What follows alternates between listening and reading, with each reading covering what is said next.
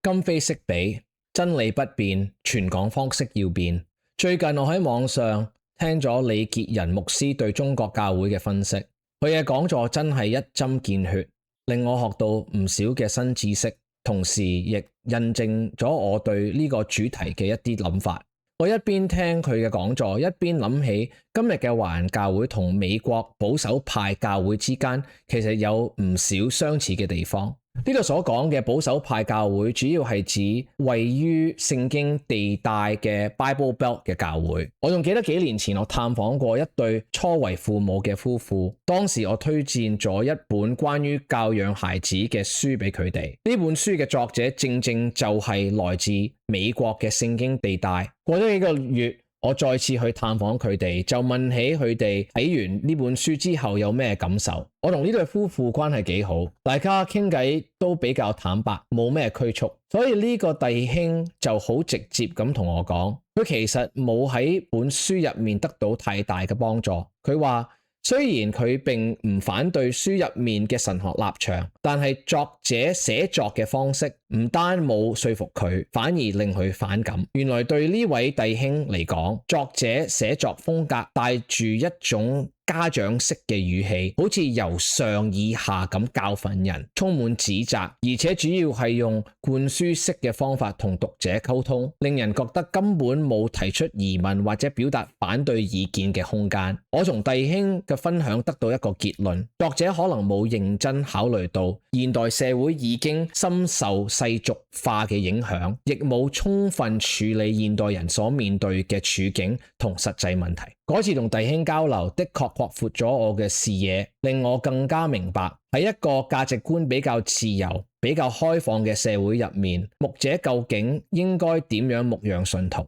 呢種社會嘅價值觀同所謂嘅 Bible Belt 聖經地帶可以話係截然不同。不過如果從北美教會歷史嘅角度嚟睇，呢啲比較保守嘅州同城市其實好多時候已經進入咗所謂嘅後基督教社會嘅階段。後基督教社會同一個從來冇接觸過基督教或者高度非宗教化嘅社會完全唔一樣嘅，因為後基督教社會嘅人往往唔係因為對基督教一無所知，所以先拒絕基督教。相反，佢可能曾經接觸過，甚至曾經接受過某種形式嘅基督教，但後來有意識地選擇離開或者拒絕。喺傳統嘅基督教社會入面，講員同聽眾喺思想同價值觀方面通常有一種大家心照不宣嘅共鳴，所以講員未必需要處理太多根本性嘅疑問同反駁。講到嘅重點往往係勸人作出回應，而唔係從頭開始用理論性嘅理性論證去說服一個完全唔認同基督教前提嘅人。但喺後基督教社會，尤其係一個資訊發達、教育普及嘅環境入面，我哋唔可以再咁樣輕易地將聖經知識灌輸俾人。呢度我係故意用灌輸呢個詞，我覺得呢個詞相當貼切，因為灌輸本身就帶咗一個意思，講嘢嘅人只係單方面將內容倒俾對方，卻冇留低空間俾聽眾發表意見，亦冇鼓勵佢哋提出問題。再進一步嚟講，有啲講者表面上好似有回應聽眾嘅疑問，但係其實只係好敷衍咁嚟答幾句，並冇真正了解問題嘅本身，亦冇嘗試掌握問題嘅症結以及對方背後嘅經歷同處境。例如，當有人因為喺教會入面受到傷害，所以選擇離開教會，有啲講員會好快將問題屬靈化。佢哋可能會話，呢啲信徒之所以咁樣講，係因為佢哋唔願意為主付代價，又或者太重視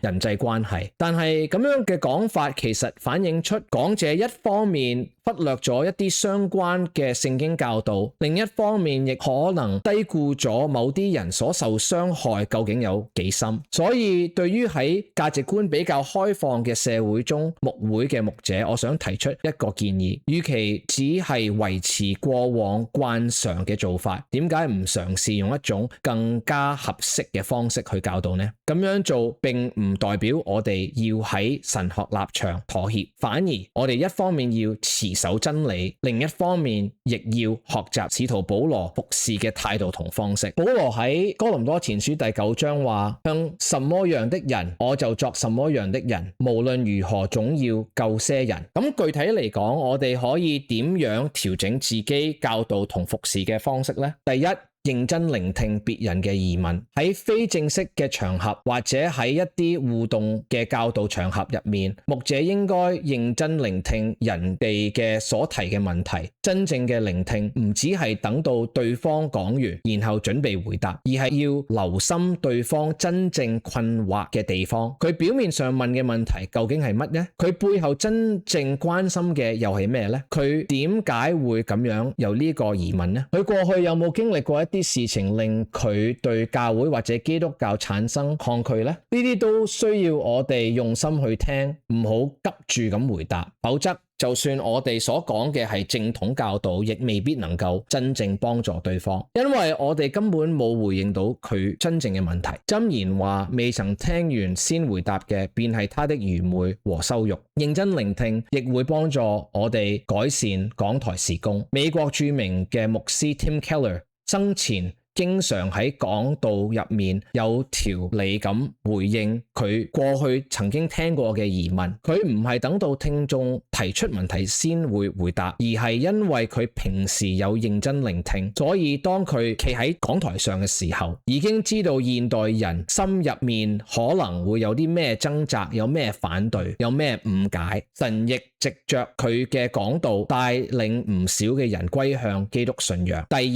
詳細解答真實嘅問題。真正解答問題唔係去背一個公式化嘅答案，亦唔係用一兩句嘅屬靈口號打發對方，而係認真幫助聽眾面對同處理問題。按照頭先提到嘅例子，我哋需要分辨邊啲人真係喺教會受到傷害，邊啲人可能只係用受傷作為藉口嚟離開教會。呢兩種嘅情況唔可以一概而論。真正受過傷害嘅人，有時會因為過去嘅經歷，對教會甚至對教會領袖失去信任。呢種信任一旦被破壞，並唔係講幾句你要饒恕，你要信服就可以立即修補。有一次，一位年輕弟兄同我分享佢嘅經歷，佢曾經喺教會入面受到教會領袖排斥。佢講嘅時候，我冇急住判斷，亦冇急住教訓佢，我只係一路聽，間中請佢澄清一啲我唔係太明白嘅地方。當我聽完整件事之後，我感受到聖靈帶領，就同佢講：我作為教會入面嘅一位傳道人，正式向你道歉。當佢聽到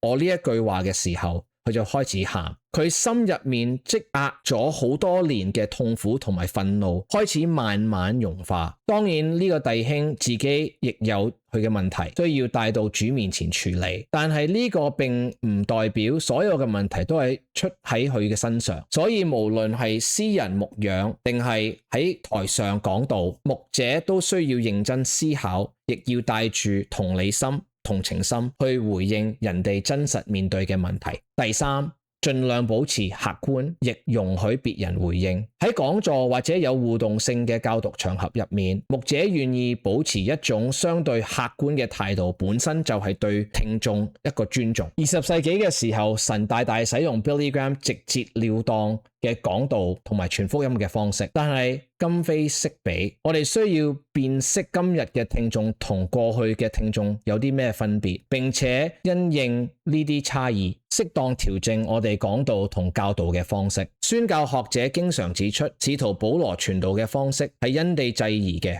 喺猶太會堂入面，保羅面對熟悉舊約聖經嘅猶太聽眾，就會大量引用舊約經文，證明耶穌就係基督。但係當佢面對外邦人，特別係雅典嘅思想家嘅時候，佢就會引用外邦詩人同思想家嘅說話，亦會運用邏輯推論去傳講福音。有時候保羅甚至會採用互動、辯論同對話嘅方式傳福音，進行雙方嘅交流。所以聖經所呈現嘅傳道嘅方式並唔係永遠只有一種固定嘅形式。真理本身係冇改變，但表達真理嘅方法可以因應對象同處境而有所調整。第四，